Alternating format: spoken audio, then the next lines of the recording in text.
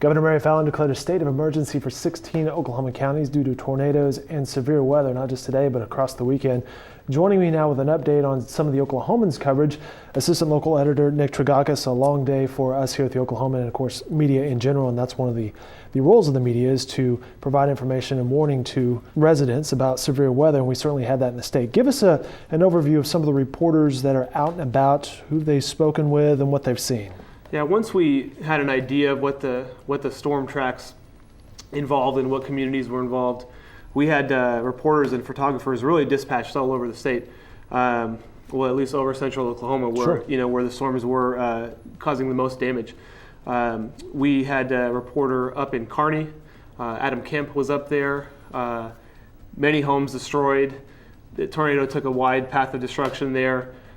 We had Jacqueline Cosgrove go out to the intersection of US 177 and I-40. This was a particularly bad stretch. You had trucks that were literally toppled off the bridge that ran over the interstate down onto I-40. It led to the highway being closed for several hours.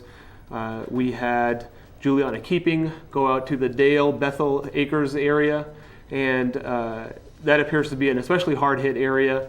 As many as 30 to 40 homes destroyed out there.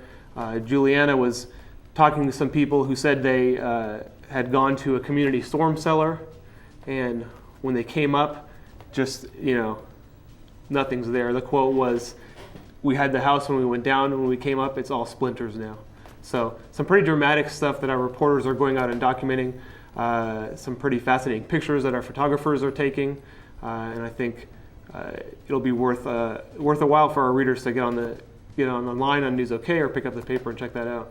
It's amazing. They went down the storm cellar, they came back out, their world had completely changed. And that's the story that we're seeing in several communities. This is kind of indicative of how devastating these storms were, that you get that worst case scenario of your house being leveled to the foundation, and that's not just happening in one town or city. It's happening in multiple 3-4 different cities where these two monster storm tracks cut across central Oklahoma. We had spoken with Rick Smith from the National Weather Service a couple weeks ago about how the storm season had really been kind of calm in Oklahoma. We also talked about it only takes one, and we saw that today with the two tracks. Yeah, and the National Weather Service said that they had, here dating back midweek, maybe 3-4 days ago, they said they were really looking at a Saturday, Sunday, Monday setup here. And we saw some straight line winds and thunderstorms on Saturday night. And then, of course, we get hit with the worst case scenario today on Sunday. And speaking with the meteorologist down there in Norman, they said that we're in line for potentially a similar situation for Monday. The same kind of setup with the atmospheric conditions, and definitely something that people are going to want to be weather aware, as they say. And there's plenty of sources for that weather aware, especially in this market. Two websites I'll throw at you. The National Weather Service's website is weather.gov/Norman, and of course newsok.com will have the latest information as well.